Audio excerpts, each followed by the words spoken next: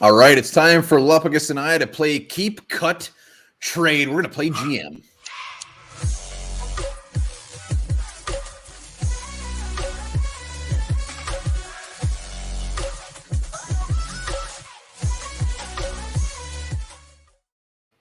All right, welcome back to the One Bar and Lupagus Show. I'm One Bar with Lupagus. We're going to be looking at the offensive side of the ball today. We're going to play GM for this upcoming offseason, and we're going to keep them, cut them, or trade them. Yeah, everybody's talking about Kirk Cousins. What are the Vikings going to do with him? But there's a lot of guys on this roster. A decision needs to be made to be brought back, let go, or maybe if you can get a little something in return for these guys. Yeah, let's go over the ground rules here first. I mean, this isn't so much like a prediction. Is this kind of just what we would want to do? I mean, what's the rules Yeah, here? and we're not working together. We're going to give our own opinions here too. And there's no hitting below the belt. No hitting below the belt. Below the belt is where the yum is. It is where the yum is. And we're going to kind of lump in just releasing with cut. So it's kind of a broad term. Yes, before we get to that, remember, subscribe, like the video here every damn day. Hit up that Patreon link as well. Let's do this. Let's take a quick, broad look at this offensive side of the ball. Boy, that looks like a Super Bowl caliber squad there. Damn, look at that. Holy shit. That is a good-looking team right there. Well, let's where are we starting? Well, let's start with the quarterbacks. Why not? Start with the top group here. Kirk Cousins, what are you going to do? Keep, cut, or trade him? Well, I mean, I'm trading Kirk Cousins if I get a taker for him. I'm trading him in that big old salary. The Vikings, we should have started off what everybody already knows, how much they're over the salary cap. They have one of the worst situations, and this isn't going to magically go away. They're going to make some big moves, and it's got to start with him. Yeah, I think I'd also trade Kirk Cousins. It depends what you can get in return. And I think if you do keep him, which it sounds like they maybe want to do, I don't know how you're going to work that contract into this team and make it competitive next year. So you might as well just see what you can get for him this year. As far as Sean Mannion goes, cut his ass. No questions about that. I'm sure you agree with that as well. Yep. And Kellen Mond, definitely keep around. Develop the youngster, see what he's got. Give him an actual shot this year. Don't just keep him on the sidelines. And, maybe give him a little moral boost every now and then. Tell him you think he's a good player. Way to go. Good throw. Good throw. That's what he needs after what he went through with Mike Zimmer. And Nate Stanley, get your ass off this team. Yeah, and you and I differ on the whole Kirk Cousins things. I don't care what they get for him. I mean, it's not like they're going to get a seventh rounder by any means, but you get rid of that contract, goodbye. Yeah, I don't know. We'll see. I just think it can work contracts so magically. I'm not that concerned. So yeah, but that's a different beast in itself. They've reworked other contracts about a third of that size. Let's go to running back. We got Dalvin Cook, Madison, and Wangu. Wayne Gallman. Wayne Gallman is not coming back, and Wangu's obviously coming back, and so is Madison. So let's just go to Dalvin Cook.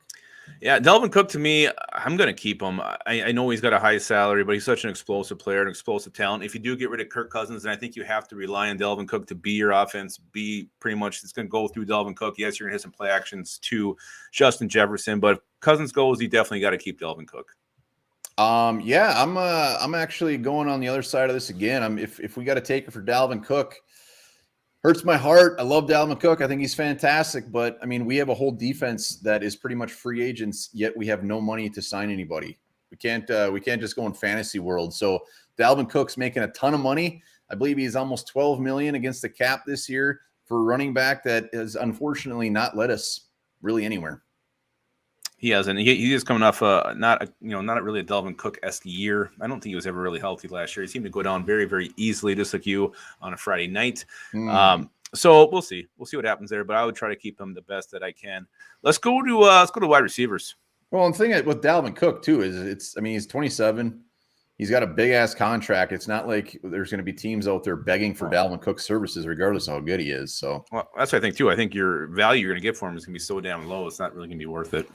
All right, let's look at these wide receivers. Which ones can we just get off the list right away? We don't need to go through everything. Well, obviously Jefferson's going to be here. I think, and Amir Smith-Marset. Those are the two gimmies. Westbrook, I think we can both say is gonzo. Well, KJ Osborne will be back. Yeah, I didn't see. Oh, there he is. He's down there. KJ Osborne. Yes. So those ones are definitely sticking around. I think we both agree Westbrook is gone. Myron Mitchell, Tristan Jackson, those guys are just death pieces. Dan Chisena, worth talking about. I want his ass off this team. He's supposed to be this great special teamer. All he does is miss the tackle. I watched him miss a guy 6 times on one play. I wouldn't be surprised if Kwesi's already called up old Daniel and said, you know what? I'm sure you're a great guy. I love how fast you are, but start looking for apartments in Cleveland or somewhere other than Minnesota, because Dan Chisena, there's no way in hell two regimes are going to keep that guy. No, I don't know why he was kept the first time. So that goes to the big question. Adam Thielen, I think, is the big talker here. What are you going to do with Adam Thielen? Personally, it pains my heart to say this, but he's 30-something years old. I would try to trade him, see what you can get. He's got a big contract. Again, value is probably not going to be what you want for him, but you got to unload some of this money, and you got to start making some hard decisions. And Thielen's one. I think I'm ready to move on. Yeah, none of my opinions are going to be popular. I mean, he's almost $17 million against the cap. $17 million for a 32-year-old receiver who's still producing. Don't get me wrong. Thielen's fantastic. Yeah. But I got Cousins being traded. I got Dalvin Cooks being traded. I got Adam Thielen being traded. Everybody clearly, I'm in a different mindset where I just want to be completely done with this team and start over. But Adam Thielen is one that I'm actually like, get whatever you can for him. Well, but I also think he's one that could definitely go for the hometown discount and be willing to restructure because his family's young. He's from Minnesota. He's got roots here, so definitely an option for Adam Thielen. Possible, but I mean, we saw Kyle Rudolph take off, and Thielen, he might want that ring. He could be a guy that just goes somewhere for 1 year and goes all in on a team. Adam Thielen, I think, out of these three is probably the most likely to be traded, I think. Yeah, I do too. I really do. I'm starting to get that sense. Let's go on. Speaking of sense, let's go to tight end. We got Irv, Konkadonk, Chris Herndon, and Luke, the Dream Stalker. Yeah, this is actually, I'm getting rid of everybody but Irv Smith here. Tyler Conklin, I'd love to have him back, but I just don't think with our cap situation, you can invest in him what he's going to probably get. I don't think he'll get a huge contract, but something that's going to be out of the reach of the Vikings. Chris Herndon is a turd. Luke Stalker, hey, maybe we sign him in October next year. I'm sure he'll still be available. So Irv Smith Jr. is the only guy to keep around. And we got to also factor in Zach Davidson, who I guess I'd let hang around, let him compete for a spot next year too. Oh, yeah, Zach will be back competing. But, yeah, there's not much to talk about here. Conklin would love to have him back, but Gonzo.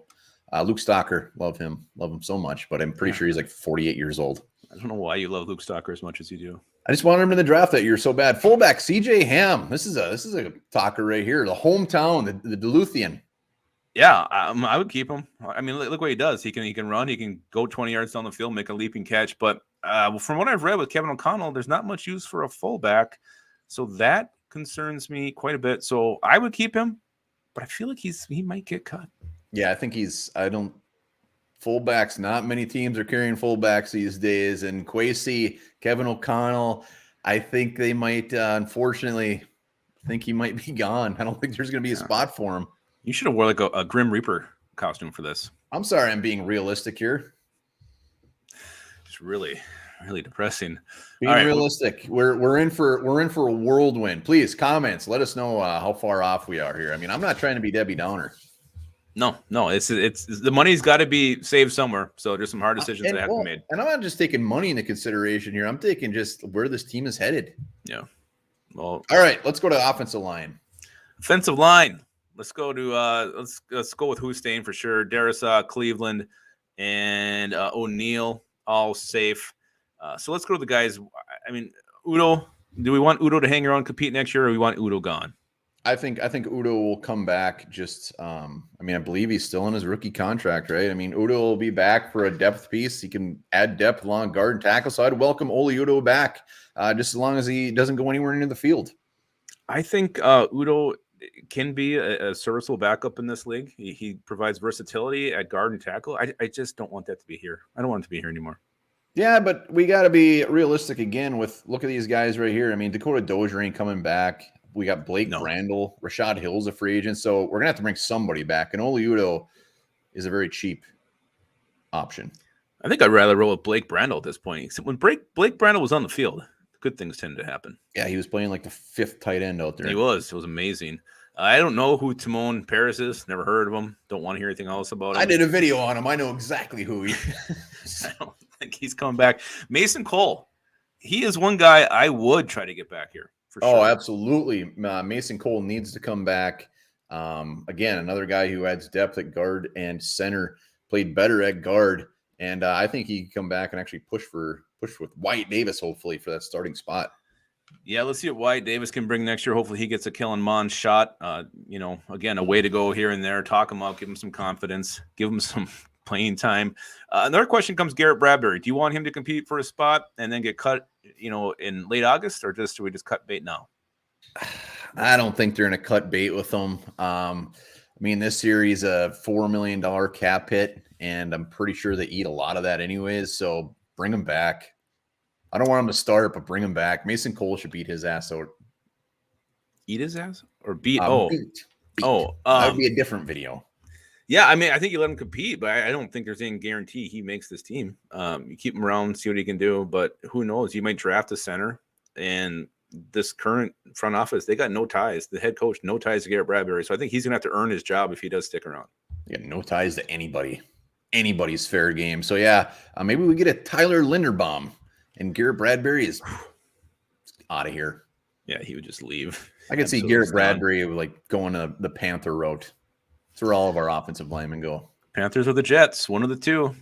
So that does wrap up the offense. Did we miss anybody? I don't think so. Not that I can think of. Rashad Hill, earlier I had said that I'd keep him, but I think I'm changing my mind on that one. I don't think I want him around. You can find someone just as cheap who's probably better out there on the streets. Kyle Hinton, I guess I'd let him compete. We just never see anything from Kyle Hinton. You kind of forget he's even around. Yeah, and other guys, that have just been hanging around. BC Johnson coming off IR, Chad Beebe coming off IR. I'd be surprised if those guys come back. I think BC will come back and maybe fight for one of those last spots. But yeah, as you can see, we could be way off here, but times are changing.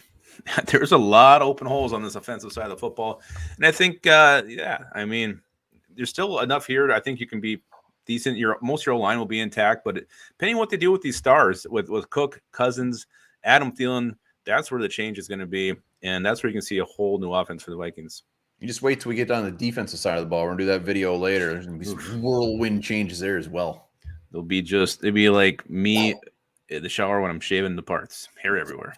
God, gross. Let us know in the comments, where did we step on it, where we were right, and who would you get rid of? All right, and remember this. In 1932, the Australian Army went to war against a mob of emus that were destroying farmland, and they lost.